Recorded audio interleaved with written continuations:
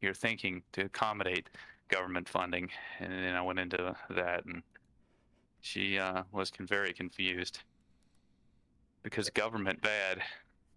So you were telling her about the USDA crap you have to do, and Well, she asked me like the way she asked the questions. I realized she didn't know what the fuck she was talking about.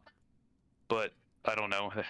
I don't really usually have anyone to talk about anything at work other than mundane shit and explaining things that are very simple. And so like I just broke, and I was just like, I'm gonna just dive right in the depths here, and she wasn't ready. You're like Tom Hanks at the end of Castaway, just like, oh my god, another human. Just And at the end of it, she was like, I mean, do you mind you just give me your number, and because we need to talk a lot more about this, because I'm kind of lost. It's like, okay, she's that's sneaking the fine. number trade in. Yeah, getting the number. No, she didn't give me her number. I gave her my number. That's how it seems to work. Like, yeah, here it is. Yeah, I don't know what she really wants from me, but I guess just to drain my brain. Shut your mouth. No, she definitely wants information, is what she wants from me, which is fine. Yeah, that informative dick. Shut your mouth. She doesn't want any dick, I don't think. She does want to drain my brain, though. I think she also wants to drain something The else. little brain. I mean, I really have to shut my brain down because goddamn, she is fucking hot. Goddamn, it fucks with me. I gotta shut that part of the brain down. Like, nope, bad. No. I mean, yes. Yeah, she was like saying, I want to like start a business that like incorporates all of the shit that we throw away in the plant, and like I want to do like unpasteurized milk and all this dumb fucking shit, in my opinion. And I was like, it's not. I was like, I mean, our current owner. It's not like he's just throwing away money. It's not profitable to process those things, man. like the cowhides. Yeah, and like the fucking hooves and the extra non-marrowed bones and all the other offals. Yes, the offals. And, The undesirables. and she's like, well, I'm not so focused on profit or anything. I was like, well, not focus. I was like, there's a difference between not focusing on profit and convincing people to invest millions of dollars into you to start a business, and you telling them that you're just going to run it into the ground effectively. That's never going to happen. No one's going to give you that money. Yeah, you're not Snapchat. Like, hey, man, we're not like focusing on the profits, man. We're going to change the world. I was like, you just need to focus on making a profitable idea, and then you can sneak that shit in on the side, but you don't make that your fucking selling point. It would be, it's not like, and what you should hear, and that could be a reasonable statement from a business planner, right? Or someone who's planning, like, we're not going to focus on profits. We want to recoup our investments. I'm guessing that's not what she was meaning by that. Absolutely not. She clearly, she was very straightforward with me. I talked to her after a few minutes, and her response to my long diatribe was that I don't have a college education, and I don't really know where to start in learning these things. And I was like, that is a very honest answer. This is a mirror conversation I had with my buddy last week. He, I don't know if you guys are coders, so you get this. You've heard this from like a normie friend once. Like, all right, I got this idea, right? And like he basically lays out an explanation for Reddit. It's like a social media platform, but there's like plus or minus, and like it's like a forum, but things are ranked. And I'm like, all right. But he doesn't go on Reddit. He hates Good Reddit. idea. And then, and I explained it to him, and he goes, yeah. So all I need to do is I just need to find a developer.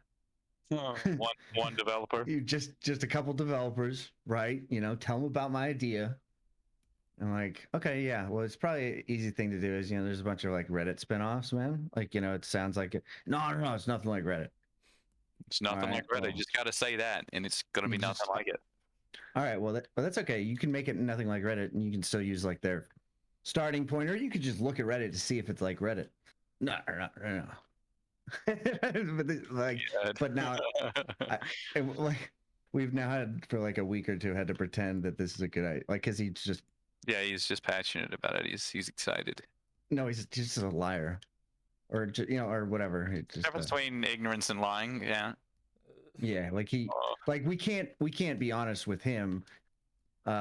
He would rather lie about, I don't know. It's too long of a story. But anyways, yeah, that's Very interesting. Now I need to Similarly, meet the person. similar, Similarly. Similar, yes, similar feeling. simulacra. Yeah, the To your simulacrum. girl at work. Similarly. Yeah, I don't know. It would be very interesting to talk to her more about it because it's always fun to be able to just dump all of my ideas on an impressionable individual and shape their mind. Yes. It's something I very much enjoy. Yeah, I did also find out today that I've gotten into the owner's head, man. Today I was, he's like comes up to me and he's like, I guess he just needed to say something. He's like, I've been thinking about what you said. Like it was like 4 weeks ago now. He's like, about what you said about just fuck all the people who do custom butchery here and not for sale. We could streamline everything retail and we could make more money. And I was like, yeah, man, we could do that. You want to make some money? He was like, and he's just like, he's sitting there just like uncomfortably rubbing his shoulder. All those uncomfortable phone calls he'd have to make. Oh, I tell people that they're not going to supply the butcher. Yeah, you're essentially just saying, fuck all the small farmers. I'm going to streamline everything for profit to all the bigger farmers. So you make money. Or you just simply price out the small farmers or you make them pay the same amount of money regardless. You can do that as well. But the easiest thing is to just streamline all retail products so, you don't change the flow of your workflow through the day. Everything's just the same. Hey, I pasted this in chat. I'm sure you all saw my text message. By the way, I am recording this. I started in the middle of talking about. It's all good. Whatever. When you in the middle of you talking about the telling the girl about USDA regulations and shit. Wonderful. Yeah. Yes. USDA grade 9 inches of limp dick. Oh, we don't pay for grading services yet. We could get into that. They're not old enough for grades. What? Sorry. So what is this? So is this like what does this have to do with API? What? So I access an API for AI bot that paraphrases things. Interesting. And I wanted to get your guy because if I can't understand the original text, I can understand the paraphrasing, but I have no way to judge mentally if it resembles at all the original text. I mean, it looks the same, but I just wanted to. I put it side by side for you all just to quickly look at. That's bizarre. It gets rid of the 9 commas, and I was able to competently kind of go through it and understand it, and it seemed to make logical sense. But take a look. Let me know what you guys just glance at it for 30 seconds and see if it's. Also, I only was able to shittily read this, because I've been working late in the lab, so I didn't get time to read it yesterday exactly. Also, Man, it did not progress a whole lot. Is my opinion on after having read this. Yeah, and mostly just. I mean, he just talked about evil, which was odd. But he only brings up evil as an opposition that is a meaningless differentiation from goodness, right? Or it's like a natural immediacy of turning it inwards. I mean, it's just another one of his analogous uses of his dialectic that doesn't seem to really say anything different from what has been said before. It's just reframed a bit. I mean, he uses his Garden of Eden, which I know you'd mentioned before. You must have read a little bit farther in. I don't know. I have some highlighted sections from this, but I was not too drawn into this one. I was not impressed would be how we'd phrase it. It seemed like bullshit would be how I would say it. Like, or it just the book just keeps going on, and I'm not sure why it hasn't ended. Is really my feeling at this point. Like he's just going on and on and on, and I mean, at what point do you think it should like? Because at some point it stopped doing that, or it started doing that, where it kept dragging out. Yeah, I mean, it was really. I mean, there's been a few interesting things introduced in the chapter on religion, but I mean, once he gets essentially he's established the concept of the one, and he's extended it to others and community and acts and works. There's really not anywhere to go from there without getting more practical and out of the theoretical realm. And in my opinion, he's really not going anywhere. Mm-hmm. That's just my opinion on it. is the section about the evil in the self redundant from earlier section? Because I felt like I did gather kind of a bit. If it's redundant, then obviously then I would probably gain more from it than y'all. But if you're telling me it was vacuous, then that's a different statement It's altogether. not vacuous. It is definitely more redundant. It's just in a forcing everything into his dialectical system when I don't think that's well, first of all, there's other ways to think about the world, but then again, that would be contradictory to the point of this book, or one of the points of the book, which is to create a comprehensive system that can explain everything. And therefore, if you're going to address a subject, you pass it through the dialectic, right? That's kind of his paradigm. I don't know. Maybe it's more so that I've become tired of thinking in the dialectic, and it's just like yeah, I like when he starts an argument, he's going to take one, and then he's going to take its opposition, and then he's going to create an artificial intermediate element that's in there, and then he's going to flow in and out of that. And my brain is tired of that. It was nice to read some practical ethics, and the nice sweet spot would be something in between this and that Mm-hmm. at this point. Maybe really just something that is better written, as an entertaining value at this point. I don't know, not so much that, just a different way of thinking is what I desire at this point. Yes. Because it was in I'll see, I'll go back to where I started. Yeah, he continues on about his three moments that he's concerned about. And of course, those movement is therefore unfolding its nature into each of its moments as an element. And each of these spheres completes itself within itself through a reflection, and while also being a transition. Yeah. Of course, he speaks a lot about representational thought in this section, and how representational thought can be more of a symbolic, immediate. I would say he's saying like representational thought isn't necessarily containing the substance or the concept therein. It's just like a symbolic placeholder that then directs you to the right associative elements. Right? It's point A and point B, and he's speaking to representational thoughts are that point A and that point B. However, the knowledge or the content is the information gained from, I guess you could say in like more modern terms, like the people who come after him, they would read his dialectic and think, well, I mean, I guess this is the genius of his dialectic, right? Is he is kind of explaining how our psychology works and how we do think. That's really the greatest revelation here. Is his dialectic is very representative of psychology in the element that we understand the world through a series of associations, and saying that representational thoughts are not the concept, but merely the symbol, right? That goes back to the triangle you sent, Sasha, I believe.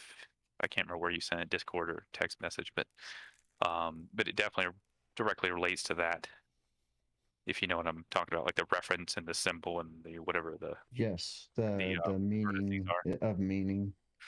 Yeah, exactly. So you can definitely break apart what something is. Like you're essentially breaking apart what language signifies, right? And you really uncover those kind of complexities when you try to like learn another language, and you start to like deconstruct things you normally wouldn't deconstruct in situations which are rife. Where you're like, well, this doesn't directly translate, but then you're like, well, it doesn't need to, because the meaning is what you need to translate. So if the word in the other language as a direct translation isn't the exact same word, it doesn't matter, because what matters is how is it to be understood, right? For example. And even if you do have the same like concept in general, it might not point to the same exact reference. Like there's a complexity there that is different. Um, one might say more than the other, for example. It might be just a subset. What else we got here? Yeah, I really like the um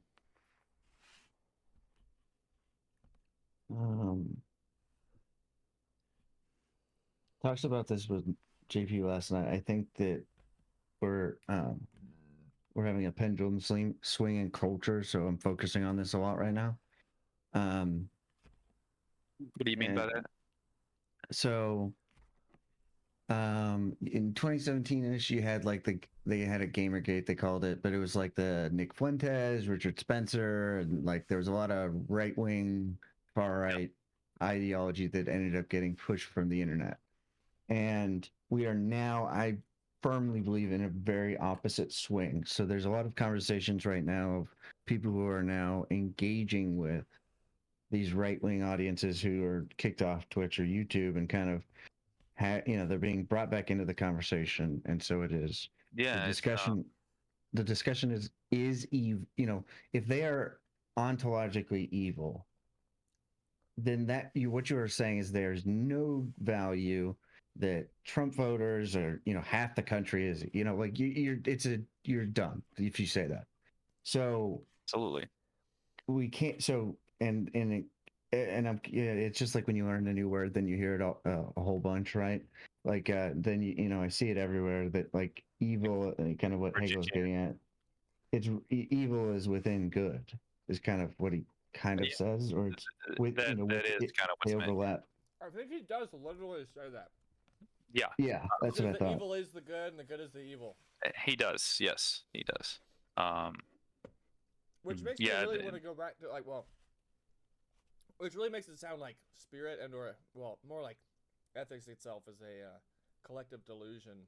there you go. Yes, Not I'm really glad you're on board with my collective delusion theory. Well, okay, here we go. Hegelian Actually, collective delusion. so there's possibly here's another angle to this, which is not it's not so much as a delusion as it is a Construction. dream. Like it's made up. Like it's not like Yeah. That's what I mean by delusion. To be clarified, yeah. which I think is what you meant. But yeah, just I guess to be pedantic, which is that delusion means that you have like something in between you and reality, and you have a wrong image of that reality. But you're absolutely right. I mean, I'm just being I'm wanting to elicit an emotional reaction from someone by using that terminology. Yes. I have a goal. Yeah, I mean, it's essentially it's a construct, right? It's not a fixed objective. I guess it is delusional insofar as you're taking that way of thinking as being absolute, or as being living separate from spirit, or like I guess or inalienably tied to a like first principle, you could say. And it's like objectively true. Like it could have some level of absoluteness in the Hegelian dialectic, right? It does. Well, but I know exactly what you're trying to express. It just gets complicated when it's definitely a delusion thinking that it is static and eternal. There you go. Whatever the stable existence of your ethics systems is. Yep. To a degree, though, it was interesting saying how you were saying that when you said that it's not tied to a first principle, which actually I think it kind of is because it's tied. Well, I mentioned spirit. Well, I'm saying it depends on how far you roll back, right? And like, because spirit to a degree or another, I guess. Okay, is a first principle if you want to go, and then like it's directly like the existence of like stable existing things do generate out of the whatever pure spirit. Which now actually I want to bring up a question, which is to what degree do you think Hegel has a first principle in the way that Fichte had? Good question. Or has, and then I don't really remember exactly if Schelling per se had one, or I think he denied it. He denied it. Oh well, he was one of the first people to step into the next chapter, which I alluded to just a bit ago. Well, I think he. Shit, I should remember this. But I think he evolved with time. Yes, he did evolve with time. I think he didn't say that there. I think I mean it was the unconscious beginning. I think it was really the yes. You want to call it a first principle? It's not exactly a first principle. It kind of is. It is historically embedded, which is interesting, or temporally embedded, which is that there kind of was one, which is kind of an odd way to do it because most of the time when they're you're doing first principles, you're trying to do a priori outside of time stuff. I think Schelling and Hegel have so there's a difference, right? It's like you could say that Hegel has a first principle. I don't even know if he has so much a first principle as it's just a matter of I guess his first principle is really the manifestation of his dialectic. Well, yeah, in a weird way, right? I mean, I guess it's consciousness. It's his cop-out to having to pin himself to a single marker, right? Instead, it's a process. His first principle is just merely a a mental process, right? That's all it is. I mean, he says it directly here. Let me see if I can find that. He does that thing where he just says what he means accidentally. I think it's on accident. He's like he slips and he starts saying things directly. It's like, oh my god, he's being direct. He also mentions love. That was interesting. And not very didn't seem very meaningful. Some love. What's love got to do? I think it's right here. Got some love. Hegel love. Some Hegel love. Let's see. While this is 775, 2/3 of the way through, or about half. While this spirit is determined initially as immediately existent or is dispersed into the manifoldness of its consciousness, its coming to be other is knowing taking the inward turn. Immediate existence is converted into thought, or consciousness that is only sensuous is converted into consciousness of thoughts. Indeed, because thought has emerged from out of immediacy, or because it is conditioned thought, it is not pure knowing, but rather thought which has otherness in it and is thus self-opposed thought of good and evil. It's interesting.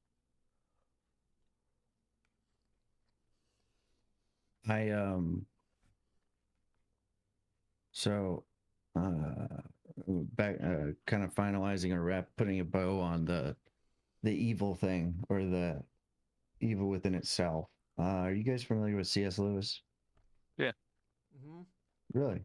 Have you read any of his works? I read it. Well, I read whatever fucking Narnia. In middle school. So I'm speaking more to his Christian writings. Yeah, I did read Mere Christianity when I was 18. Yeah, he has some poetry as well. So he does. I found this excerpt, so I don't want to read it. I'll just play it here, audio section book or audiobook, but it speaks directly to this good and evil thing. It's about a paragraph and a half, so go for it. Just let me know when you are connected. So I find it really interesting. 8. What's that? The Great Divorce, Part 8. Yes. So I'll put the text here on the screen, but it's kind of directly to that section from Hegel. Oh, you guys won't be able to see it, but I'll have the transcript going. Their children, or literary ghosts, hang about public libraries to see if anyone's still reading their books. But if they come here, they can really stay. Aye. There. But I don't understand. Is judgment not final? Is there really a way out of hell into heaven? It depends on the way you're using the words. If they leave that great town behind, it will not have been hell. To any that leaves it, it is purgatory. And perhaps ye had better not call this country heaven. Not deep heaven, you understand. Here he smiled at me. You can call it the valley of the shadow of life. And yet to those who stay here, it will have been heaven from the first. And you can call those sad streets in the town yonder the valley of the shadow of death. But to those who remain there, they will have been hell, even from the beginning. I suppose he saw that I looked puzzled, for presently he spoke again. Son, he said, you cannot in your present state understand eternity. When Anodos looked through the door of the timeless, he brought no message back. But you can get some likeness of it if you see that both good and evil, when they are full grown, become retrospective. Not only this valley, but all this earthly past will have been heaven to those who are saved. Not only the twilight in that town, but all their life on earth too will then be seen by the damned to have been hell. That is what mortals misunderstand. They say of some temporal suffering, no future bliss can make up for it, not knowing that heaven, once attained, will work backwards and turn even that agony into a glory. And of some sinful pleasures they say, let me but have this, and I'll take the consequences, little dreaming how damnation will spread back and back into their past and contaminate the pleasure of the sin. Both processes begin... Then there's a kind of last... virtually... one last piece of this. Veil of misery turns out when they look back to have been a well, and where present experience saw only salt deserts, memory truthfully records that the pools were full of water. Then those people are right who say that heaven and hell are only states of mind? Hush, said he sternly, do not blaspheme. Hell is a state of mind. He never said a truer word.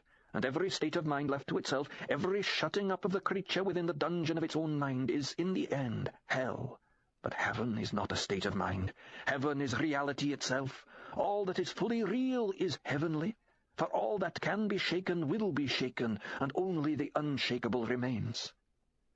But there is a real choice after death. My Roman Catholic friends would be surprised, for to them souls in purgatory are already saved, and my Protestant friends would like it no better, for they'd say that the tree lies as it falls. Isn't that really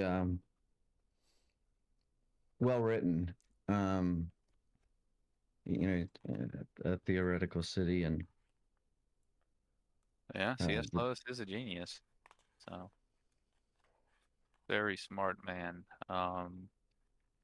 Yeah, I mean that's I guess you would say an unorthodox, or I guess skeptical, has a skeptical nature on the take on Christianity in a sense, or yeah, more or less. I mean, because he's pointing out the absurdity of taking a one-sided skepticism between heaven and hell, right? As being constructions of the mind. Hmm. Interesting. Hmm. Yeah, well, I guess whatever. Heaven and hell are not absolute.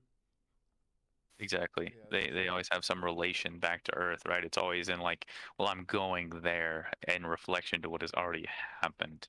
I don't know, but there's like also the concept of eternity, in which time doesn't really have the same meaning as it does in a temporal state. And it's like the comparison of like, it'll always just be like absolute goodness, but if you have the concept of memory and relation, you're kind of subsuming under the same experience, in a way, both the goodness and the evil, right? Think about that.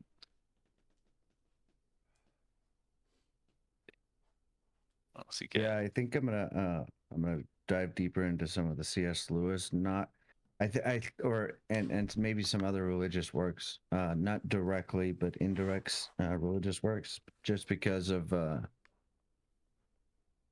Like allegories. yeah, it seems to very much, especially in this case where it's a it's recognized at the outset that this is a fictional writing, so we have some sort of grip on reality to when pen hits paper, right? But also, there's a lot of value to be gained from uh, looking at the world this way and understanding the way people who I don't see eye to eye with see the world. I mean, it's interesting, especially as like a Christian like C.S. Lewis, is that it gives you a lot more flexibility to say things that normally wouldn't be acceptable to say when you move into that fictional format, because you can lean on and explain things in a way that you can't if you're going to be concrete. But once you move into a fantastical realm, you can just be talking about a different world, but you really, of course, it's all an allegory. C.S. Lewis was a master of the allegory. It's just really talking about, life. Um, Interesting in an entertaining way. On top of that, which makes people want to actually read it, which is nice. Let's see.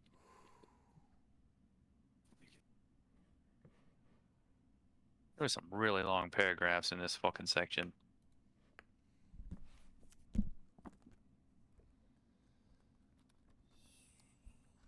Seven, 5.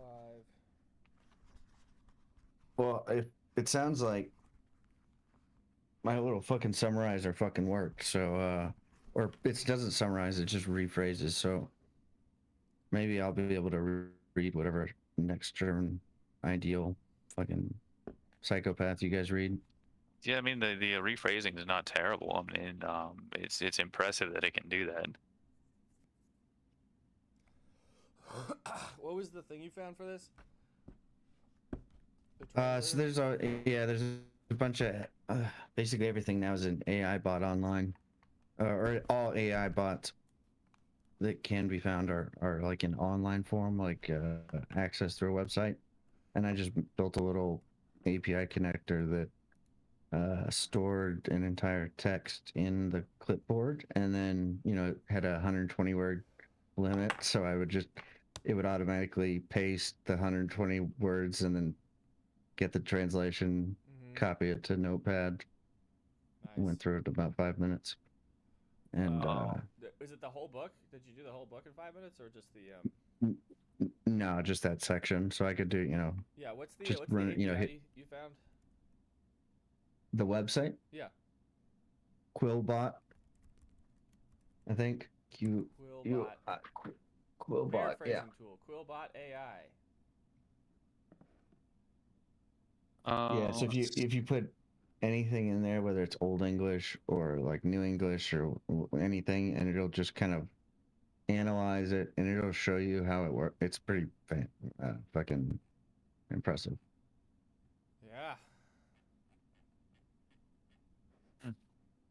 The beginning of 770 does a nice breakdown of the elements of the dialectic he's working with, or yeah, the elements that he's using in the dialectic rather.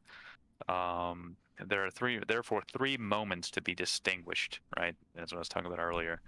Your points at the end of the spectrum. I mean, it's a little bit more abstracted here, but anyway, the moments being essence, being one, and then the second being for itself that is the otherness of essence. So the negativity, and so it's being for itself that is the otherness of essence, and for which essence is, right. So it's like the self-referential negativity, right. And then number three is and a being for itself that is self-knowing in an other. So it's like it's essentially like the master and the slave, right. Okay. It's interesting. The essence into its only itself, the number one aspect into its only itself and its being for itself.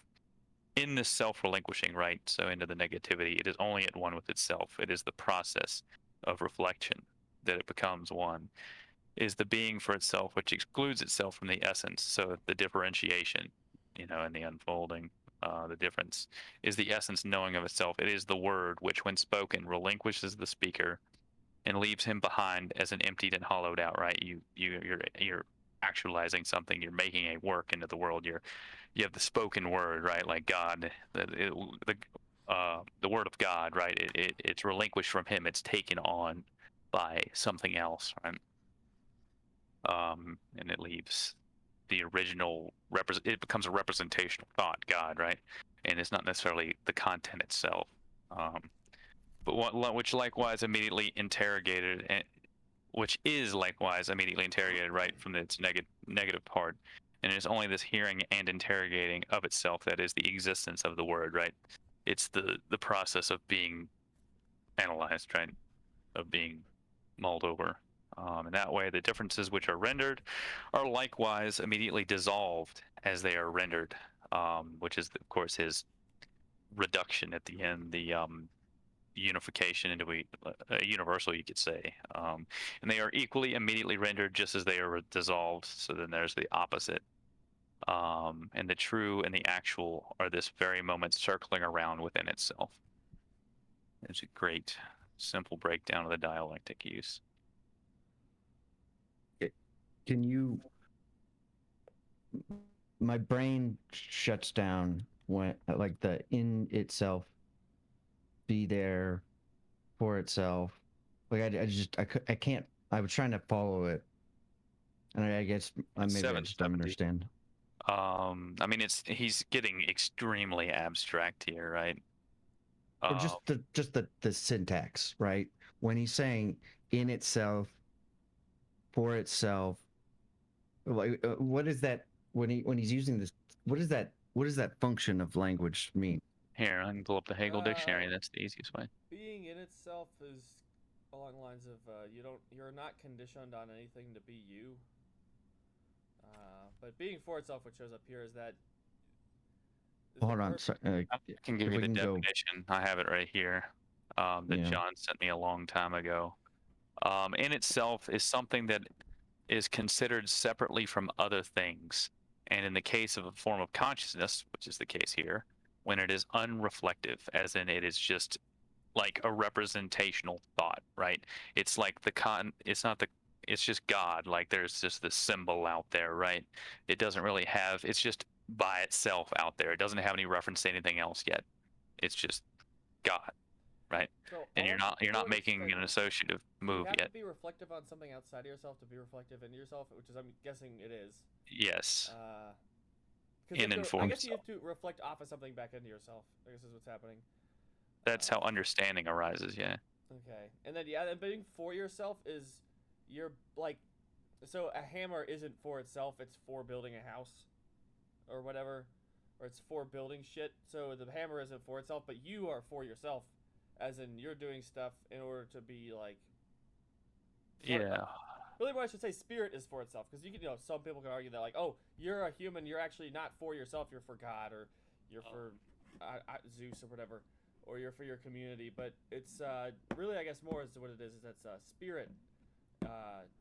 Especially the higher forms of spirit are for itself. That's all it's like. Yeah, that's why I was using God as an example, is to take something very high level and abstract. You could say, essentially, if you take it the opposite of that, right? You take something very concrete, and you take like a hammer, like you were saying, and in itself would be like a set of characteristics that it has before you start really associating with another idea, right? You just have like these empty magnitudes, like you could say, like a hammer as like a head. It's really like things of vagueness, like it's brown, like the inessential characteristics would be the Hegel term, right? It's in itself, like it has these compositional elements that make it what it is, and then there's this weird aspect of it, like it being one hammer like idea. But anyway, it's when it hasn't moved outside of itself with other associative ideas. It's in itself, and for itself, the definition here is much easier to get. It's reflective, explicit, and self-comprehending. It's fully developed.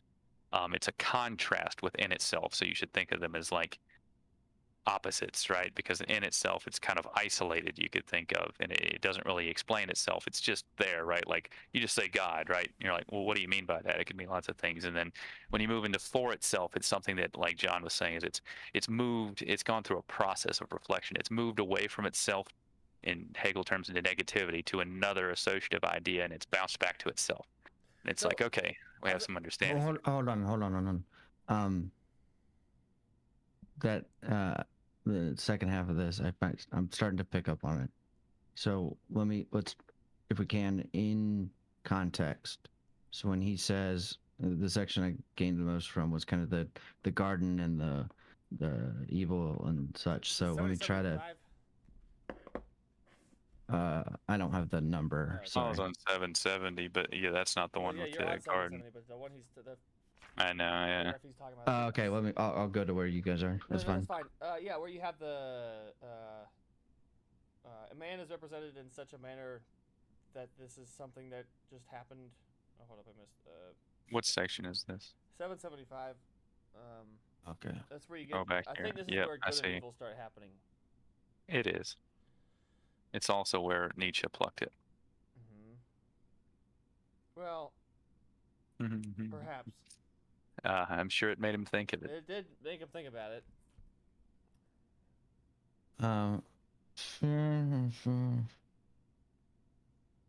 So, which is God, and it's even like Are you my looking at the or are trans. you looking at the book? The paraphrase of the. I have both side by side, and it's just so interesting how much more, like more of what I was having trouble. So it's actually 776. Since the withdrawal into itself of the consciousness that is there immediately determines itself as becoming unequal to itself. Evil appears as the first being there. Yep. Of consciousness that has withdrawn into itself. Like it makes my head spin. It's kind of like, it's really because of the way his dialectic works, right? It's like the most simple abstracted version is like, well, if you have the in itself of there being something, for example, What was right? the beginning of that quote? So it's the very first sentence of 776. Okay. Keep going, Matt. Oh, well, it's just saying that if you generalize it as much as possible, of like it's almost like he's just explaining psychology, right? And he It's says, like a dictionary definition almost, like the way it's just so yeah, unable to poke holes in it, right? Everything is clear. Well, that's kind of the point, right? Is that so? If you think of nothing in itself, there's not really any content there, right? There's some inessential characteristics. You could work with it a little bit, but you're not really going to get anywhere until you say find an otherness, and that otherness is that naturally is going to occur. Is going to be, well, now there's something, right? Nothing doesn't really have any content. It's inherently just it's self-referential nothing, right? It's even contradictory, right? Nothing is something. It's you're creating something by making it. But anyway, this otherness, where the for itself is reflection, you've alienated away from nothing to find just something, right?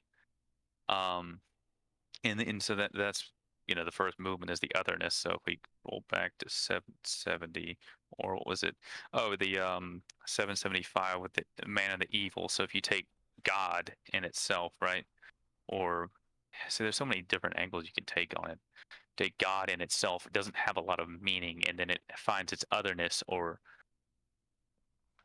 I suppose manifestation in man.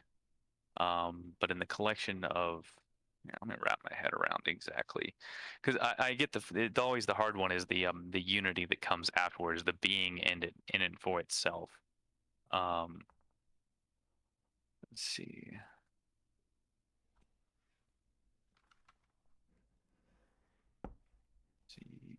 Um, yeah, let's see. So you have the in itself, the object off by itself, like God, and then you have, say, essentially in other, which is in this case it could be a self-conscious being like a human. We'll start with there had to be a being to have this thought in the Hegelian system, as far as it makes any sense in his system. And then there's just the representational thought, is to use his term. There's a representational thought of God. Like there's the symbol, it has inessential characteristics, but there's not, God isn't his concept, right? That's a whole different thing, right? That's how you can have people talk with the word God, right? The representational thought. But when they talk about it, they're not really talking about the same thing because they don't share the same concept. So they have the same in itself, but whenever it gets alienated or associated with something that God is not as a representational thought, just with another thought, right? That reflection results in different content, which is where the miscommunication can happen. And when God returns back into itself as a concept, so you leave God and you start talking about like morality and freedom, and then you're like, okay, well, God represents goodness, right? And we'll take that goodness idea and we'll track it back to God, and we'll say God is good in and for itself, right? But what if that's not what you connect with that concept, right? Um, it's interesting. Because in and for Fuck me. itself, to be direct, is completely developed, both at home with itself and finding itself in the other. That's why I spend a lot of time talking about, we just spend a lot of time talking about it. Point A, point B, and those are just in itself at the end of a spectrum, but they necessarily rely on the in itselfness of them, right? They don't really mean anything without each other. It's the process of reflecting off of one another. The ideas associating with one another is where the meaning comes in. And when that association, you could say, has been completed, something can become in and for itself, and something, I guess, the truth of like what you could say to a degree an objective or some type of universal truth is completing that circle. I already quoted, I think, from let's see, where was it? 775, I think, actually. No, wasn't there. But Been a anyway, while, he bro. literally says it's a circle that completes itself. He says it in this section, and then all truth is derived from this in his dialectic of just constantly reassociating ideas and coming back to them, which is why when you take that to its core, we get to this idea of like a collective, or the idea that morality is constructed or a collective delusion, is that you don't really have a first principle. You just merely have a process of associating ideas to acquire truth. But ultimately, where do you find the core? Like the best you're going to come to is like a theory of the capital, ONE of consciousness, where you come to realize yourself within yourself, but from without. And you come to some sort of truth about that, but it doesn't say anything about, say, the noumena, for example, like Kant, where he steps out of it and says, "Well, there's truth out there that's inalienable, right? It's incontrovertible. It can't be changed. You can't argue with it." But what does it mean anything to say something like that? Because you can't explain it. There's no understanding to be had, right? It's like saying there's a representational thought in itself of a timeless being, right?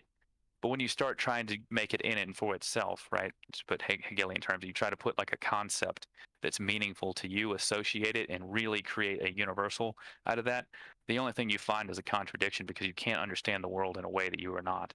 Um, you can't have a full understanding. You can have a notion, is what I would say.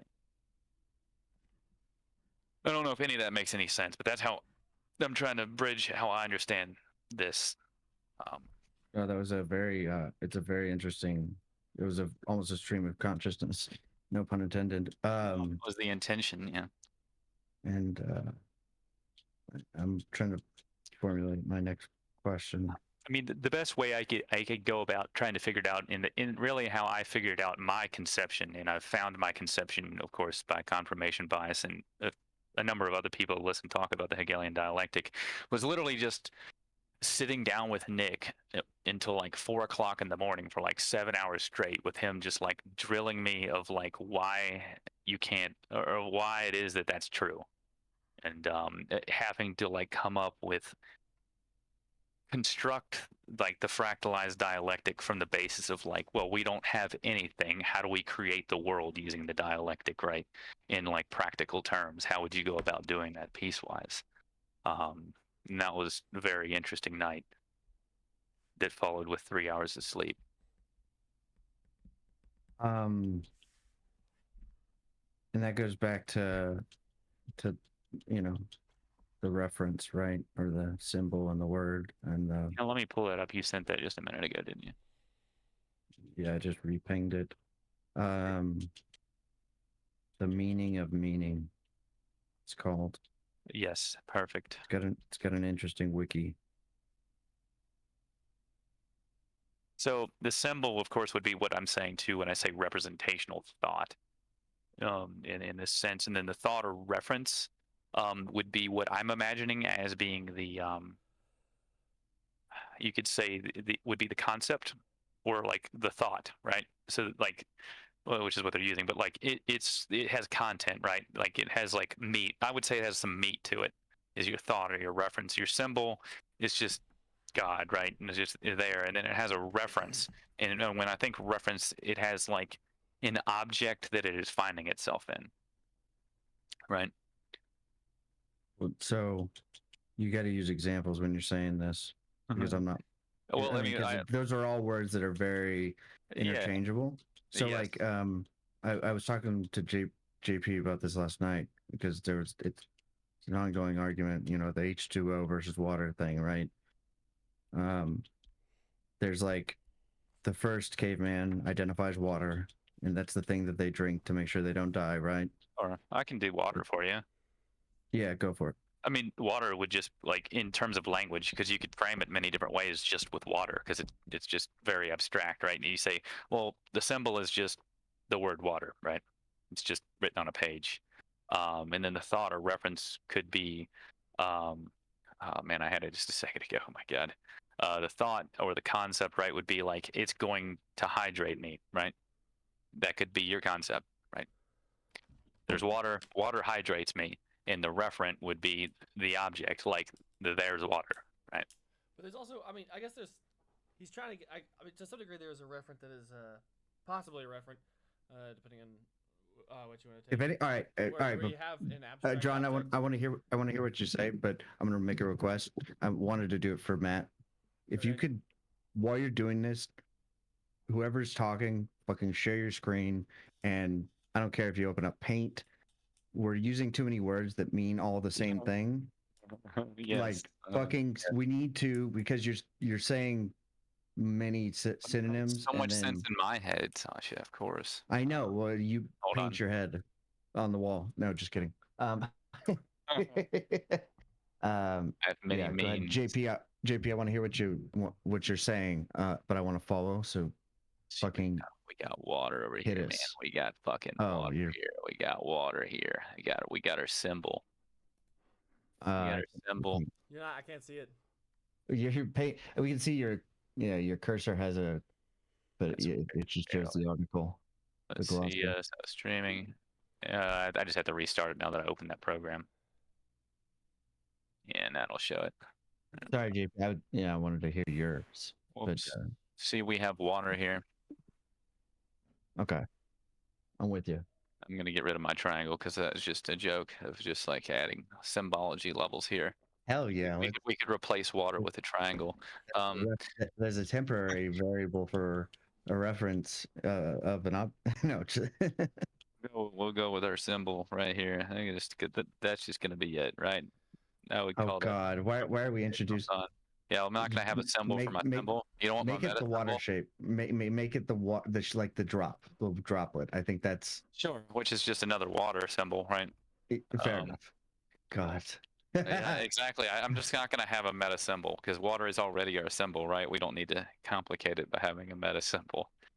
And then I'm gonna say, well, you're gonna have a concept of water, and then that also has its same tree of reference. So wherever you go, you're gonna have the same fractal, right? Or it's just gonna say it's hydration, right? And we're just gonna put that over here. We're gonna say that's our thought, right? That's my thought. And then I imagine there's different ways to think about this, but you could say that my reference is simply that I have, I have experience, right? Or actually, in the case that I know it's hydration, right, it would be that I have some understanding of biochemistry. Or physiology would be better. Yeah, you could just put like a human with a thought bubble, or like Referent? I'm not going to use a referent. I'm going to stick with our same symbology of words. fair enough. That works. I don't No want complications. to, because you could play a really fun And that game. might have been me Infinite fractalization of misunderstanding. everywhere. Yeah, that may have been me misunderstanding her. I mean, the simplest way to do it is you would want to use a symbology, which is language and words, and then use that for all three of your I see concepts, now. right? Because it fractals so easily when you bring up this triangle, right? Because by its very nature, it like gets right at how language works, and so when you try to Leave language. when you break the linearity of exactly how you're doing everything consistently, it becomes more. Well, I didn't say the symbol had to be a linear symbol. Could be. I'm just kidding. I think this is the easiest one. So you I have was your being what? difficult. And you have your I what? was being difficult. There you go. You could always be circular, circular symbol. You could. Ha. I mean, a circle right, would be more applicable, really. But yeah. So we got water is the thing that exists. It's in lakes, and hydration is the thought, right? yeah, you're like, what's the concept of the water, right? Well, I think it even hydrate. So, and when we say hydration, just to be clear, we're saying we're not talking about the experience or the satisfactory of a desire, right? We are saying that we, and I'm not trying to be difficult. I'm just trying to make sure. Rain. Okay. Or it could be range or experience to make it very general, right? Because it's hard to be like, when you say hydration, it means you have some type of scientific knowledge, right? Yeah, you can put which is why I say physiology. I guess yeah, experience. Yeah, when I thought hydration, that's almost like an abstraction, right? So I guess what's happened is that with the token water, it's supposed to pick out a thing, which is an experience, or an object and experience. Yes, that a representation. To carry a similar use case of a lot of different things, where you get wet, you get thirsty to not thirsty, you get puts out fires. Yeah. And so there's more than one symbol too, right? There's the water drop. When I feels good, when I mean, even the symbol for water and the sounds water. There's that. It's a sound. It's so many things. So you could put at every angle of this triangle more and more things. You could just make the list longer and longer and longer and longer. And you get, but not everything would necessarily correspond directly around the triangle. Because different ideas associate themselves with one another, and it wouldn't necessarily be completely circular the more you add in, because it might not be, I don't know a union of all. I don't know what the mathematical would be for that expression. That not every element corresponds with everything else that's in it, right? Oh my god. I'm gonna have a fucking meltdown. But When you have like a game full screen, so you hit the menu bar, but then it automatically full screens itself, and I just got in a fucking infinite loop like 10 times trying to leave a fucking game. And then like the thought is gone now. So like whatever I was trying to do is fucking anyway. yeah, Anyway, this is a fun game you can play with thinking. Because it's so like meta thinking that results in really confusing circles. well, and so this is the origin of the conversation for me and how we got here, right? So for me, or no, sorry, a follow up on it.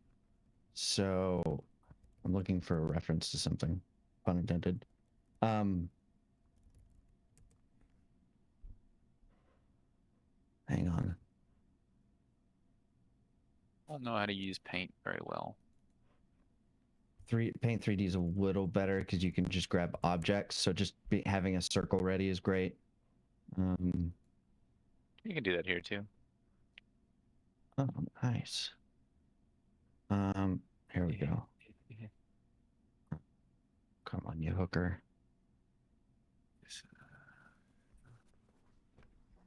Oh, I see. It's this shit. Fuck it. There's a whole page in SEP on theory of meanings. Well, okay. Thank you, John.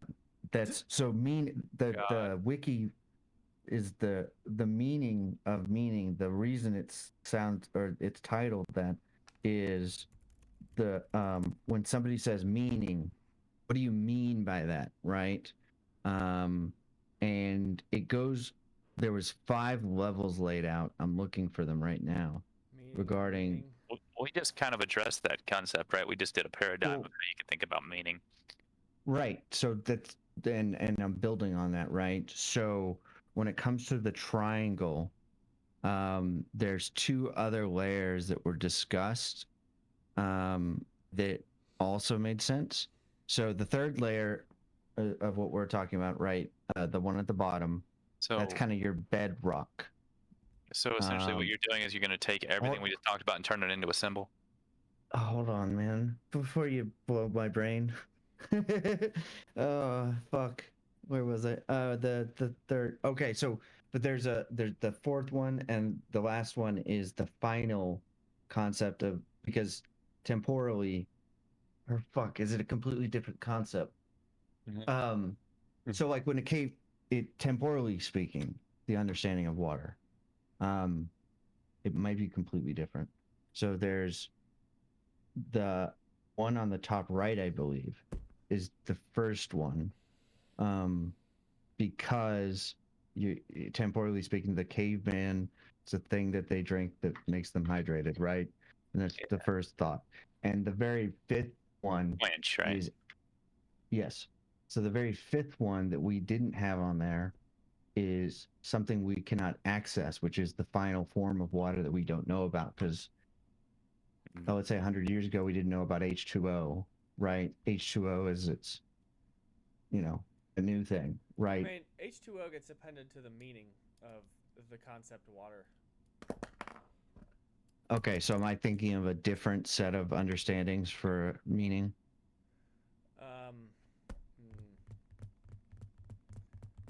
Well, I'm bringing it up. Hang tight. But yeah, go ahead with your thoughts. There we go. So I'll have more info. So I mean, so water itself is just, it could have arbitrarily have been, about dogs actually. So the sound and the symbol itself is not really all that interesting, except for that we happen to also identify the words water with the sound water. I mean, a lot of the meanings that it has. So that I mean, I guess your concept is the type of thing you could, because you can replace. We could just start using other words and grasp onto the same concept. We could just start using bloob for water. I drank some bloob and exactly. It was delicious. Agua. Yep, agua. So I guess the concept is where all these different meanings happen to have some type of continuity or contiguity. Water. I want to say contiguity. They're associated in the concept, um, which is actually So I'm thinking of it right now in terms of more like essences than I am in terms of like a lot of people. Well, there's some other arguments about meaning that it's like the word water just means a set of things that all happen to be water. Oh. So whenever you talk about the concept Creating water, water, it's boys. just the set of all things that are water. Of course, that really doesn't even work all that well because the concept water is more than just all the collection of water, right? The concept, like, it's not just all the oceans and all the cups of water people have. It's more than just like the word water. So you can talk about H2O, which is a kind of a sub thought of water. But it has particular things that isn't just the thing that is water. It's also if I take this water and throw it on fire, if it's big, if the water is big enough, then it will become not on fire. And that's also a part of the same concept of water. So it would be you could do a weird like set way of doing it where you say, okay, well, the concept water is now the set of all things that are water and also all the inference rules you can use about water, which is it feels very clunky to be doing this. I would much rather say actually that the concept water is the set of all inference rules that are, well, there's inference rules and then there's context, which is a little bit different, but I think it would make more sense to say that it is also just the set. Well, it makes more sense to say that the concept water is the set of all inference rules that you can use with the sound or the symbol water.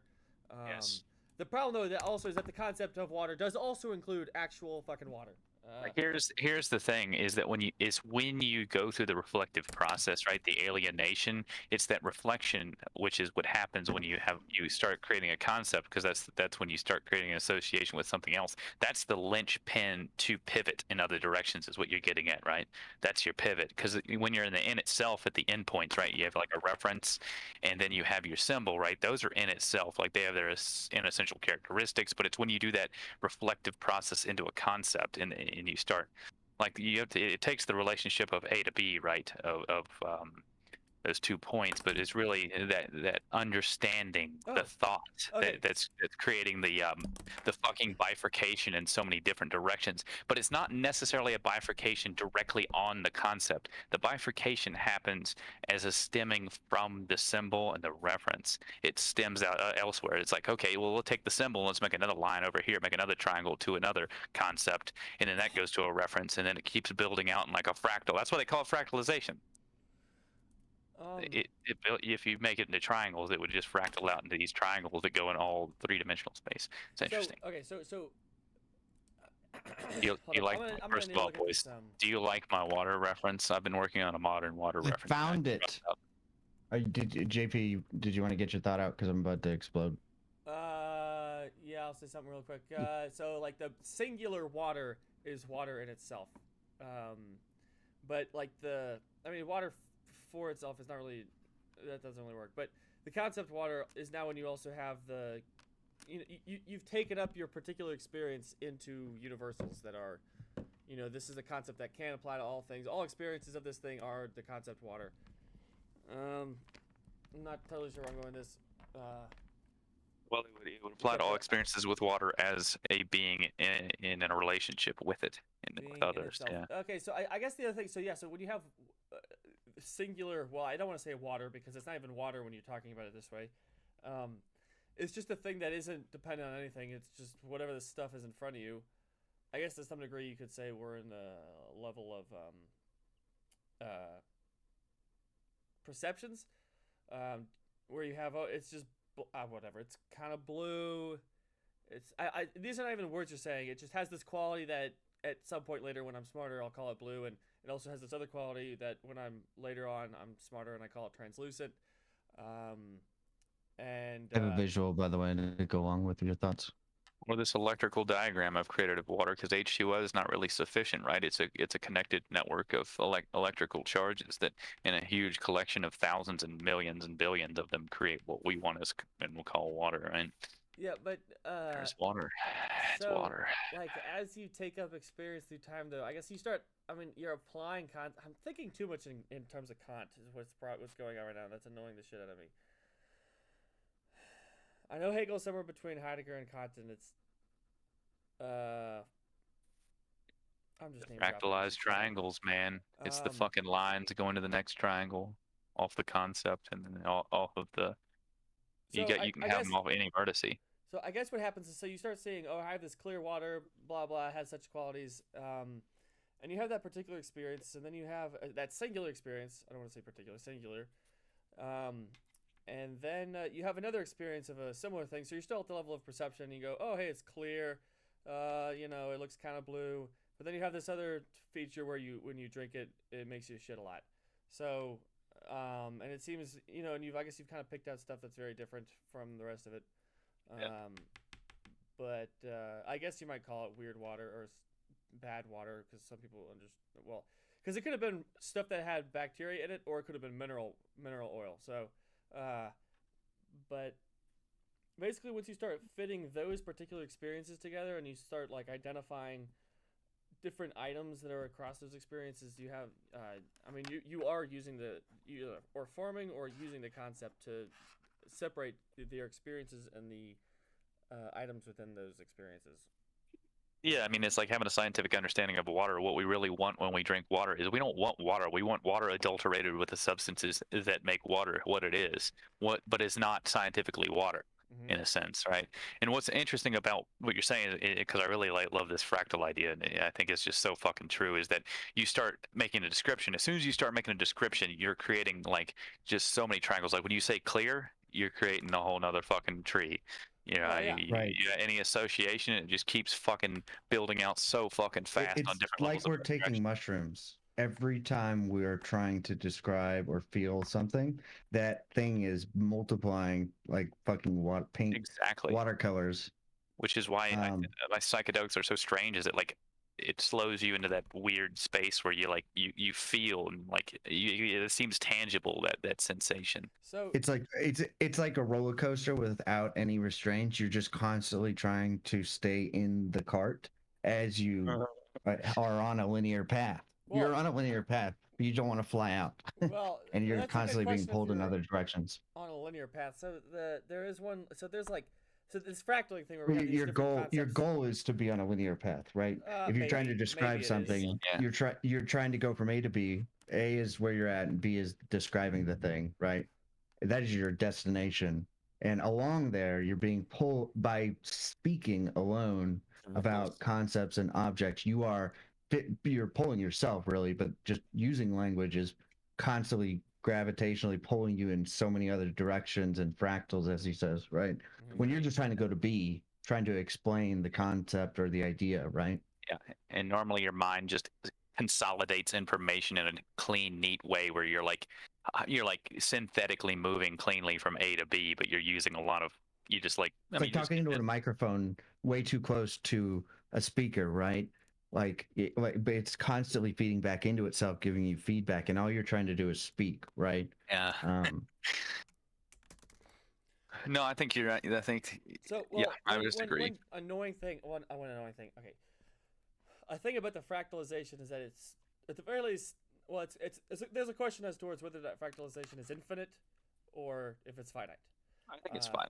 That you can I get think down. it's finite. You think it's finite that you can get down to like these are the you break it down and you get finally to these bottom Well, layer objects. I don't think it's a binary then.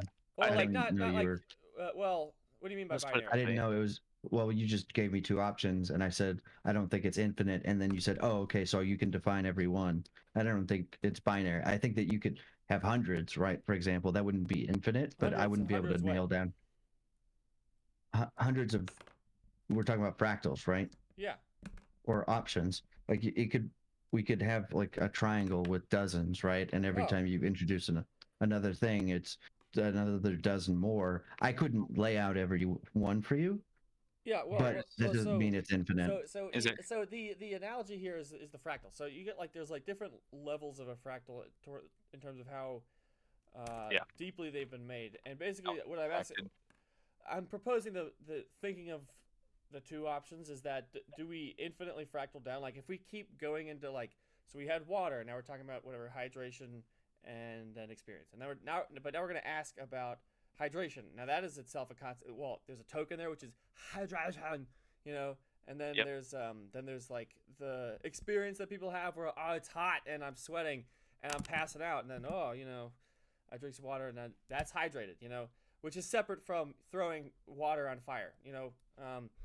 And then you have, and then I guess you have what would be the and then you have hydration is whatever some physiological process, you know, whereby there's a certain amount of parts Yeah, per liter of your body of water. the salts in your body are too concentrated inside the cell, and therefore the salts move out of the cell, and therefore water moves into the cell, causing Yeah. So now, but now we've broken this concept now again into like now we have fucking cells and we have water and we still have water. We're back at water again. I mean, I guess it's a and little. now different. we have electrical charges. Yes, we have electrical charges. That would be the next breakdown. Would Yeah. be down into electricity. So, okay, I really want to read this fucking Sellers thing so I can talk about this, so we can get into this distinction here between different ways of thinking. But because we're jumping very quickly, so there's this feature of okay, well, so we're talking into the scientific image of man.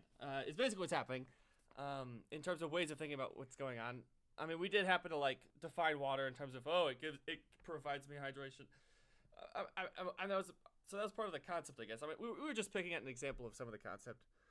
You could pick many different concepts in corresponding to water. Yes, but I water guess has many. The interesting thing that I'm getting to is that we already. Oh god damn it. Okay. This is why I wish you. Okay. I want to read this thing.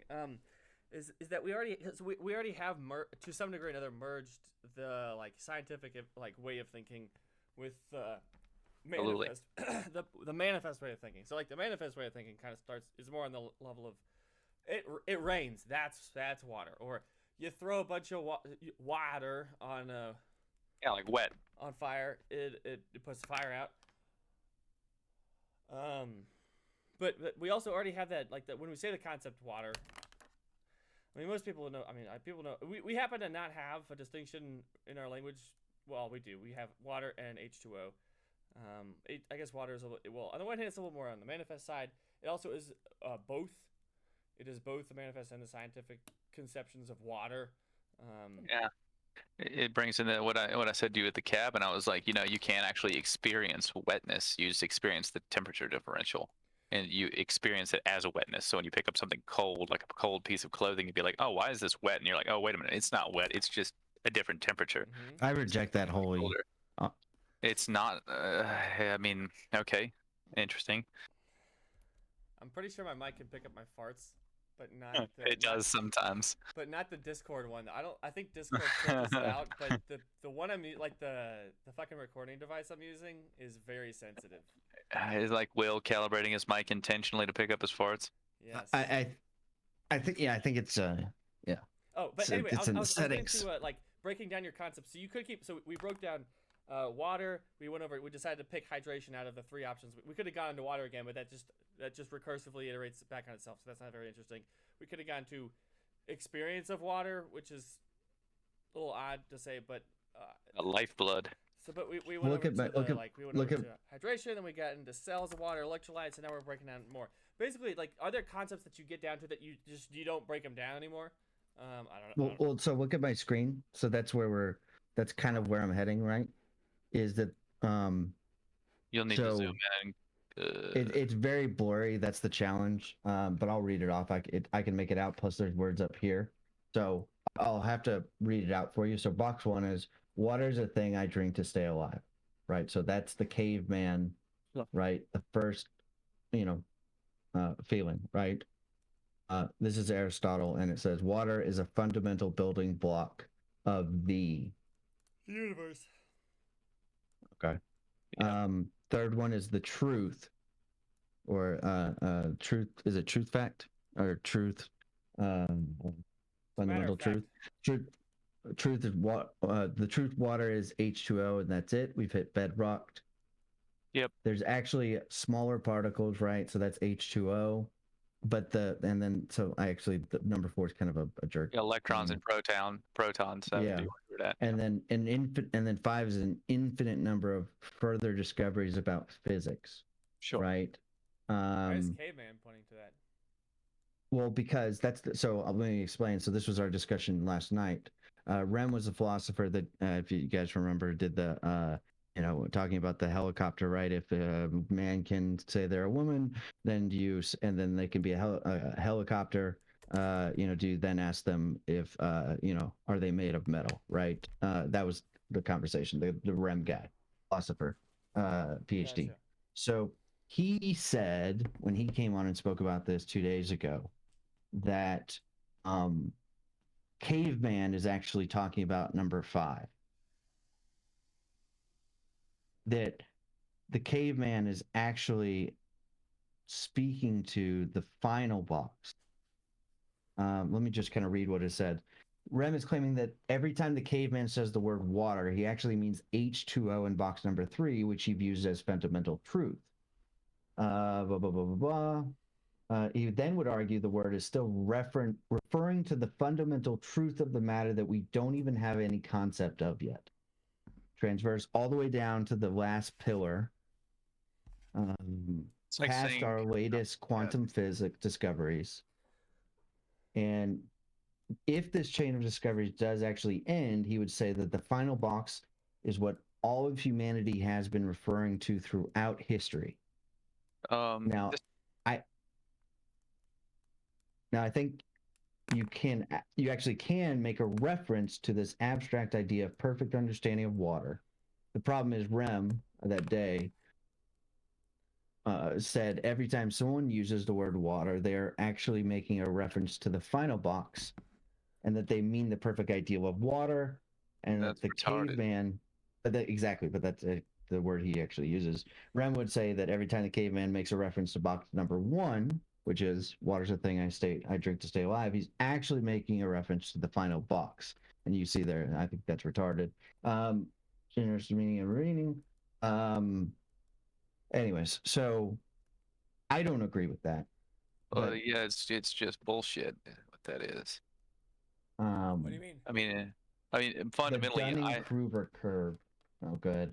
I think that derivation of an understanding of the world requires the proper associative ideas. I mean, if you go back to the Practical Journal of Ethics, we're talking about Oxford on Tuesday.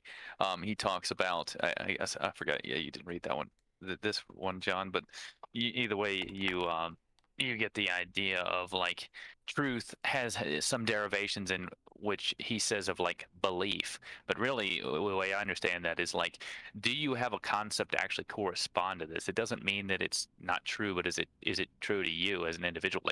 What level do you derive truth from, right? That's a good question. Are they really referring to when we speak about things that we don't even know exist yet in terms of physics? There's not really any truth that we're referring to. That's not what we're associating with, right? It doesn't make any fucking sense at all, because it's really, I guess what I want to get at is what we're asking here is what is the truth, right? And the truth really depends on what it is that you know, in a sense. Our concept of truth is limited. Just because there is someone out there, or there is an entity out there that knows a greater depth of truth that's related to us, an object that we have that we're aware of, it doesn't mean that it's true to us. It's almost it's really like one of the Hegelian things where he relates what we would say concrete objective truth, and it having the same type of subjectivity that you could attribute to religion, for example. Because if you just don't fundamentally know what drives a process, or even if it's possible to obtain that knowledge, really knowledge becomes this collective delusion. It comes back to that idea, right? It's how does one establish what truth is? There's essentially just different degrees and levels of abstraction when speaking of truth. But then you start asking well, what is your what is it you're trying to achieve? Or the purpose of language, right, is to communicate a point. If there's just so many ways you can go with that fucking conversation, you have to be more particular. What? Well, I mean, just the amount of um, uh, Good old so, semiotics. so the amount of I love how the triangle of reference, it needs to It's be hard to rewritten because explain. there's so many arguments behind the scenes, is what that's saying. Yes. Um, so language, truth, and logic. Where is it? Um, You guys are. so, We're really about to move into some analytic philosophy here, and I'm happy. well, I think we should read fucking uh, Wittgenstein for that too. Wittgenstein. Well, yes, but okay, Well, in the long terms of things, I do want to also have some historical backdrop, which is why I want to read F.H. Bradley. And Oh, I mean, I've already got my day of the week, so Well, we're gonna read that's- Sellers, I believe, as we postponed it. So we do a Journal of Ethics. yeah, I mean, that'll be a one-off. The Sellers. Yeah, it's a one-off, Yeah. and we'll also be done with Hegel at the same week, so that'll be nice. Oh, next It'll week. be two one-offs. Next week, I can really reasonably only do one, because You're at the beach, right? on the one hand, I am at the beach. More importantly, though, we have a endurance test cycle, which means my sleeping is going to be all kinds of fucked up. So like It's all right. We Tuesday can do and Sellers. Wednesday, if it's still happening. That's the other annoying thing, is it might get pushed by a day or two, which is stupid, but that's the life I'm living. Basically, 2 of those nights I'm gonna be working from 4 p.m. to 12 a.m. Okay, well, you just keep me up to date with it. Sasha, this also reminds me of a conversation he was speaking to. What's that fucking guy that Destiny talks to? The philosopher dude, PhD. Yeah, this is perspective philosophy. This is all related. Yeah. And yeah, of course. And they were arguing about. He was bringing up the idea that an idea doesn't really have a meaning without a concept that corresponds to it, right? You have like a symbol, and it doesn't have a concept that corresponds to it. That's what I'm getting at when I say, like, when it isn't that there isn't some truth if you were to discover about water is composed of hydrogen and oxygen, but there really isn't any truth in saying that to someone who has no It's like literally today when I'm talking to this woman, I'm explaining how a lot of the aspects of the business work and what she's trying to get into, and those are aspects of definitive truth to me. Like, there's no doubt that I know that knowledge, like I know that it's true, and to her it's not that way. It doesn't make any sense. That's not the truth of the business. She has a concept, and I can introduce these fucking symbols, and it doesn't mean anything without being able to make that concept translatable. I don't know. All right. Let's see if I can. Let's see here. Destiny. Obviously, also, there's no way you should ever watch another video water to point out that, like, people use the word water long before they had any idea of chemistry. We don't have its essence in mind, and that's actually the reason why I started bringing up the water H2O example with Vosh, because he had said something like this in his criticism of the biological definition. He said, like, obviously we don't test people's chromosomes and whatnot. I was trying to bring up water to point out that, like, people use the word water long before they had any idea of chemistry, and the whole time, unbeknownst to them, it referred to H2O, even though they weren't, like, getting out their chemistry equipment and testing to see, yes, there is indeed hydrogen and oxygen here. Nevertheless, the word water referred to H2O, and that's what water always was. And so the way that philosophers sometimes put this is they say, meaning ain't in the head. Meaning ain't in the head. You might have something in your mind when you deploy a word that fixes the reference of the word. It reflects your understanding of what the word refers to. But your conception of what the word refers to may be totally mistaken. And that's why I brought up Aristotle. He used a word like water that referred to H2O, but in his mind, he had a mistaken conception. He thought it was an element, not a molecule. Something similar happens with gold. People have long... It's always funny to hear the fallacious argument of, like, well, now we understand how the world works, even though fundamentally none of our physics actually unifies. Well, exactly. And that's what I was getting at, is like, well, I mean, truth is really just a matter of, like, what you currently know. How useful is your concepts? is your concept. Yeah, how the concept is how useful is the concept. Technologize. Yes, the Johnism. Yes.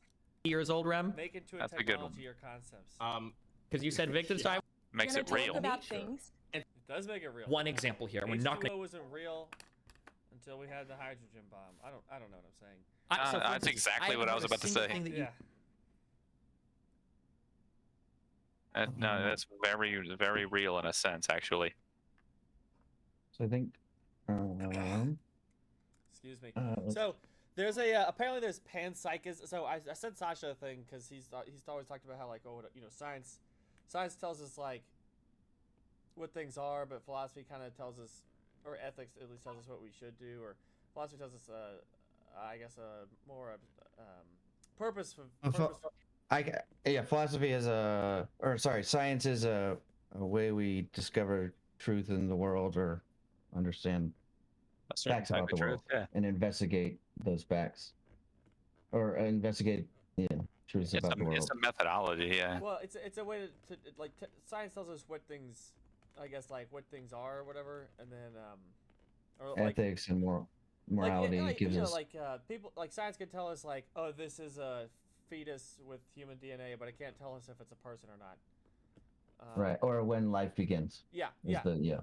Which okay, I guess actually so this actually comes up with the same problem with not problem, but whatever fucking Russell was talking about, which I'm actually very interested in the fact that Russell has a panpsychism theory, because he's a very down to earth, no heebie-jeebie, invisible spirit kind of guy.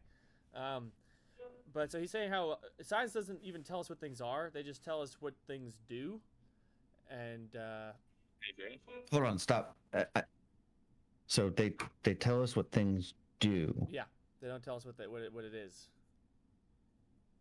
So when he says do, I'm going to be pedantic. What does that mean?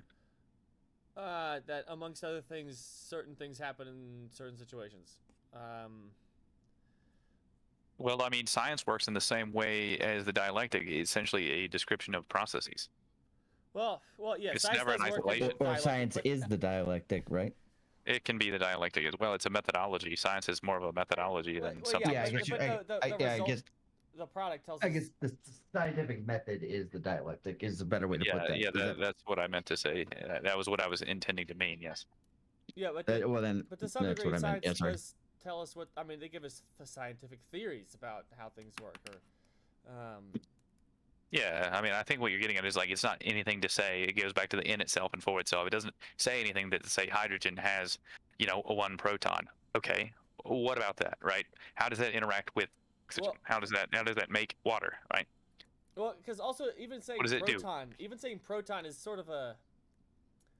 Like that's just a way to conceptualize.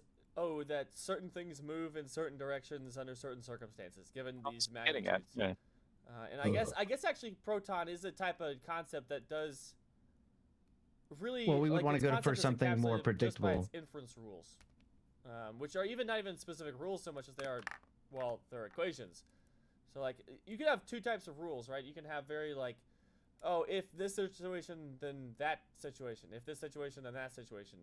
Where you can literally have a table, like a discrete function where it says, oh, if your input is 1, then give it 10. If the input is 2, give it 3. If the input is 4, give it -1. I don't know.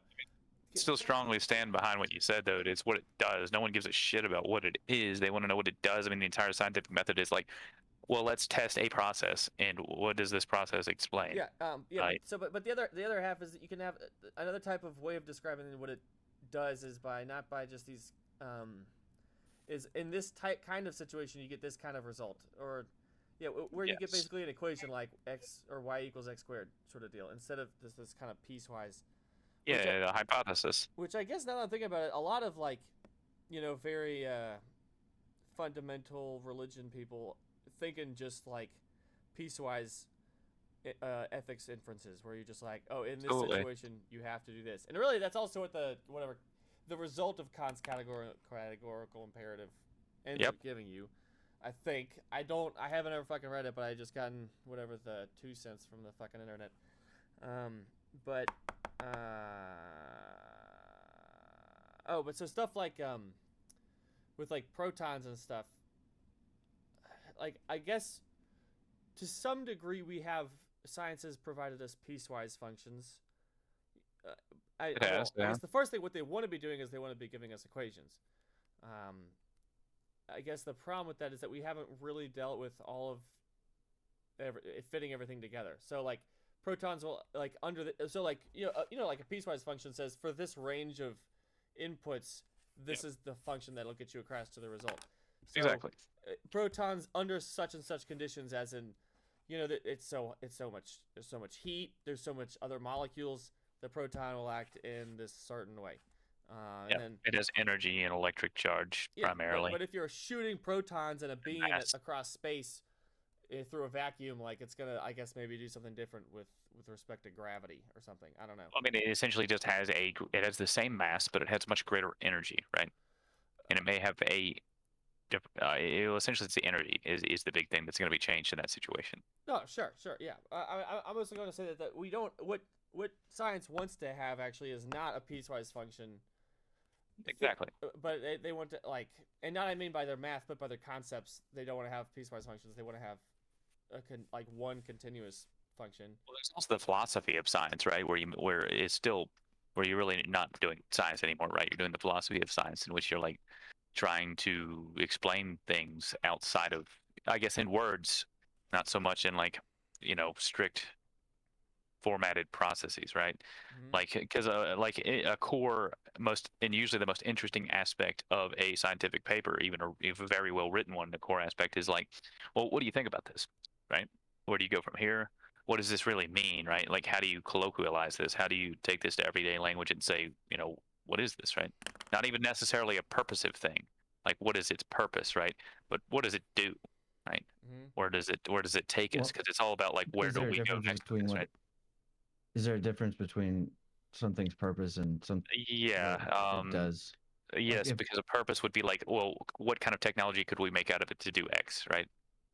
Would be different than like just being a triangle, like what it does. Well, I don't mean purpose in like the like the fucking Tony Robbins thing that you put on a bumper sticker. I mean purpose like the purpose of that's what I'm speaking. Belt is to hold up your pants. Well, that was the distinction I was making right there. Yep. Philosophy of science would be making that distinction. That's where you're moving outside of science, right? If you're sticking in the scientific realm, you'd be like, well, it holds up your pants, right? Given the material science, right? That would be dry and uninteresting. But people are always very interested in like, the more interesting question, like, where does it take us now? What can we do with this knowledge? What's the purpose? So there's a interesting type of distinction of problems. There's two problems. We'll be the judge of whether or not it's interesting, but go ahead. You might have already heard about this. It's a pretty I think it's a pretty ubiquitous distinction, which is the hard problem of consciousness versus the soft problem of consciousness, or the easy. Yes. Is this a rape thing? I forget what the not hard problem of consciousness was.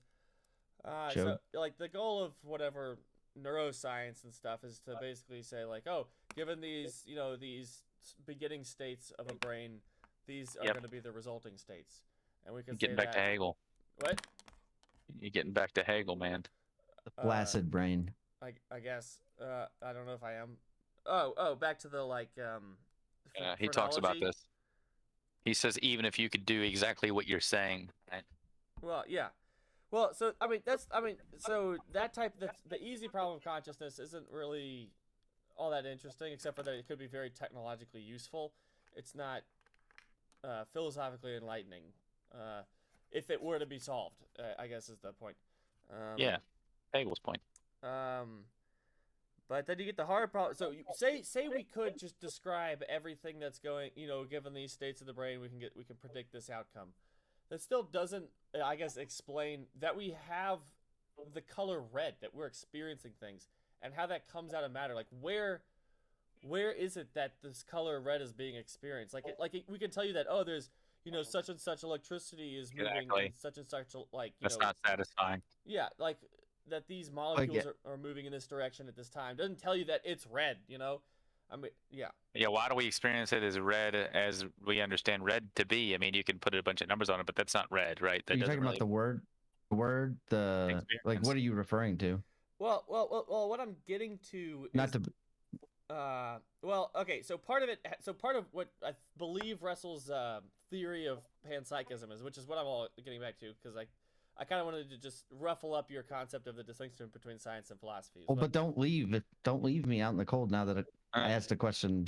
You Well, hey, you ruffled my feathers, and now you're leaving the okay, topic. Interesting. yeah, so it's not. I asked a question. I forgot that he wasn't involved in this. We had this discussion in part of Hegel, the one I'm referring to. We had this very discussion. Right, because there's Mary's red room or You weren't Mary's part room, of it. right? You're talking about a while ago with the neuro whatnot. I mean, Yeah, we the had pretty much phrenology. exactly this discussion, but I don't. That was a phase I don't think Sasha was involved in. I don't know. Anyway, so what were you saying, Sasha, or asking, or saying?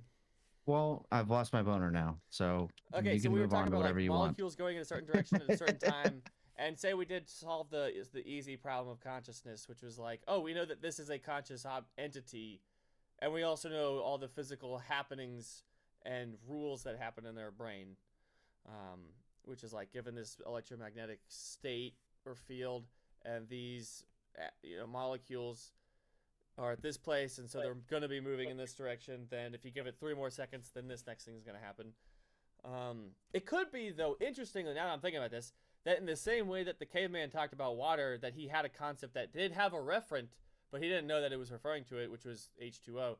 It could be right now that we're talking about red, and it does have, as a part of the concept of red, a referent that we haven't quite gotten to, which is a certain configuration of neurons, the electromagnetic fields, and neurotransmitters. That could be, I guess, but it still doesn't explain. I mean, it seems like it just happens to correspond with every time we're talking about water. It also happens to happen with, like, mix in with this scientific image, which is that we have hydrogens and oxygens, or we have neurons and electricity. And it doesn't explain how, because this seems to be a yearning for well, people want to ask, well, how did the consciousness come out? And so there's I guess an implicit. A lot of people assume that consciousness came out of matter, and that like somehow or another it was produced by matter. But I think That's definitely the argument in the scientific community. that is a whole lot of what's going on. 100%. I think though what what panpsychism ends up trying to do is that matter didn't create consciousness. Consciousness is an inherent feature or way that matter is. In the same way That's that an interesting point. that like electricity didn't come out of the electron. Like, So let me add. Very interesting. Let me add to this. So the link I just sent, you don't have to look at now, but so the Mary's room, you're familiar with, right? I'm sure that's why you used red.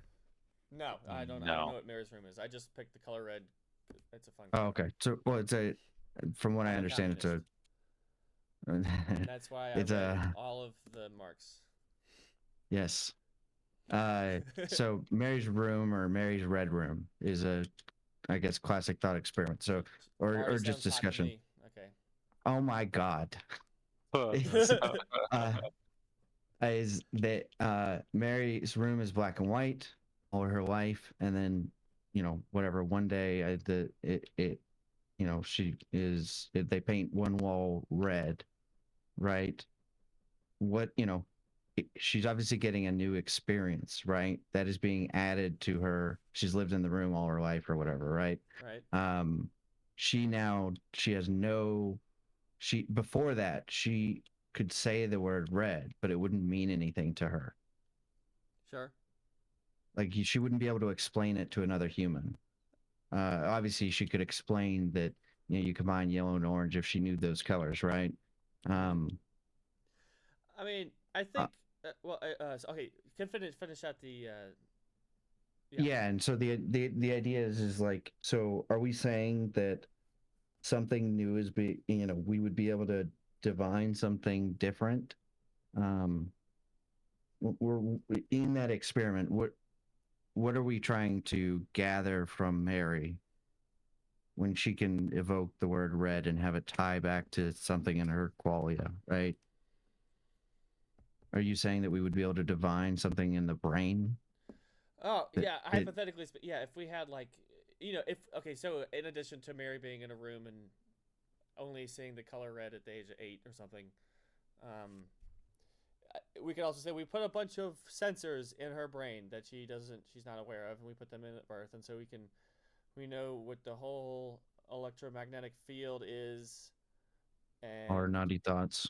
what, and all our naughty thoughts. Well, I'm saying first we have to know what the electromagnetic fields are and stuff. But yes, and then I guess at some point you could have a computer thing that just says, oh, figure out when this state happens, as in this shape of the electromagnetic field appears, along with, you can tell that these molecules are at these certain places moving in a certain fluidity in a direction. And then it would just go, like, basically, like, you know how you can have a computer just wait for fucking 2 o'clock, and then it'll just, like, you can tell it to bing or, like, start playing a song or something like that. It's like you could have a little monitor, and it's attached to a computer that just watches the states, and then once the red state appears, it'll just go blah, blah, blah, and it'll let us know. It'll go. I guess I was hypothesizing that, like, well, not hypothesizing that. I'm just saying that Yeah, that's what even you're if saying. we could do that, it wouldn't explain how she is, like, what it means to be seeing red, or how That's what I was getting at. Yeah, like how, because you could, like, how she's, because you could take a computer and you can point it at a thing. You know, you could say, oh, hey, anytime you can see this wavelength start making a blah blah blah sound, and you can, like, point it at different stuff, but it really doesn't seem like it's experiencing something, you know. That's all I really mean to say. So the hard part. Well, it gets alienated from its origin. It becomes something else. It's kind of what you're getting at, right? Oh, when you start talking about wavelengths instead of colors. It's transfigured into something else. Like, there is a truth, but it is different from the one that it originated from, right? Conceptually transubstantiated. Yeah, when I'm standing at the fucking yeah, exactly. And when I'm standing at the fucking ocean, I'm thinking, well, that's a lot of water. It's not the same as, like, hooking me up to a fucking machine and being like, he's looking at the water, right? It's totally. I don't know. They're just. I mean, it's really the scoping of truth. Like, it goes back to the caveman thing of, like, what is the scope of truth? Like, because it goes back to what is meaning, right? Are you really deriving the meaning? You might have truth of sorts, but do you have the meaning? I don't know. I mean, like, what is meaning is the fucking question. We could, so kind of what I was starting to say is that we could start appending a certain, formation of the magnetic field with these electrons, blah blah, and start using that in the concept of the concept red. In the same way that, we at some point discovered that H2O is water. Like, we have water, it's the ocean, you swim in it, you drink it, but you can also do stuff in the lab with it, and you can. You can do the interesting concept of, like, if you have this perfectly deterministic model, what if you can just be like, well, I'm going to pay $5,000 and I'm going to, this is Black Mirror, I'm going to pay, let's say $5,000 and I'm going to experience in someone's the entirety of their life inside of their consciousness, like I wasn't even there, just their life in a matter of an hour. From all the way from when they were born until they die. Mm-hmm.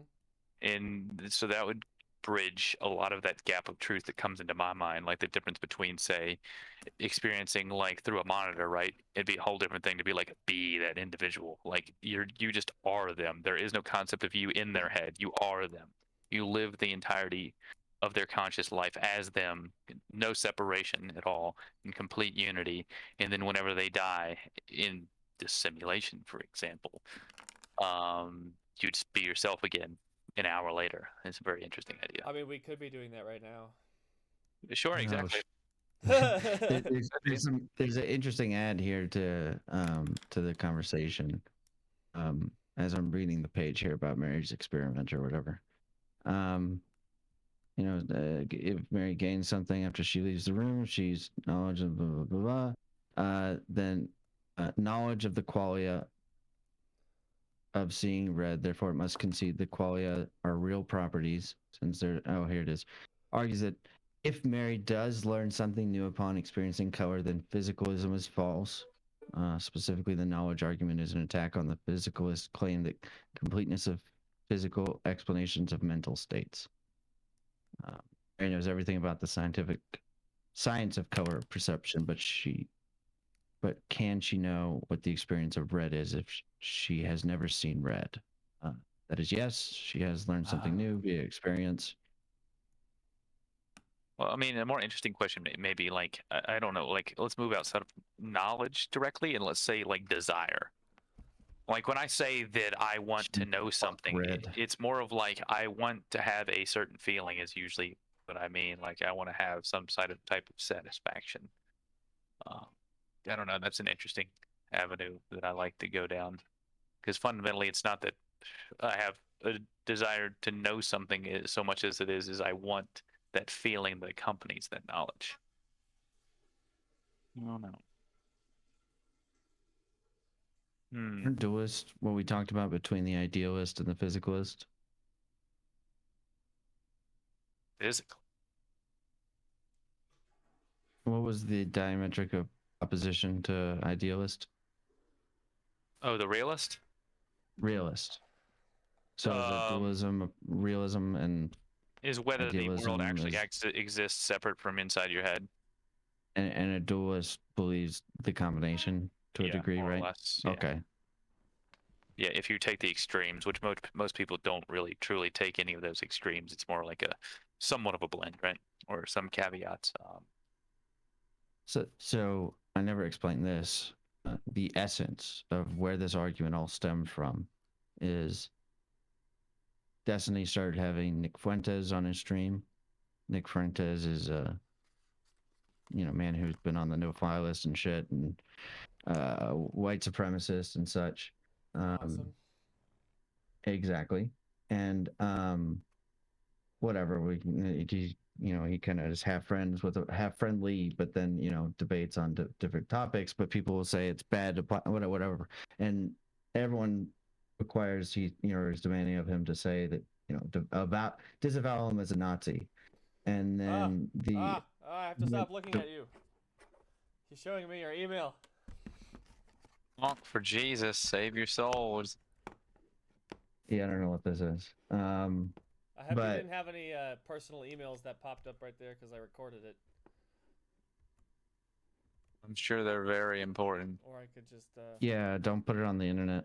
I just. Okay. We're dropping this. I'm just gonna stop recording this now. Okay, well, Okay,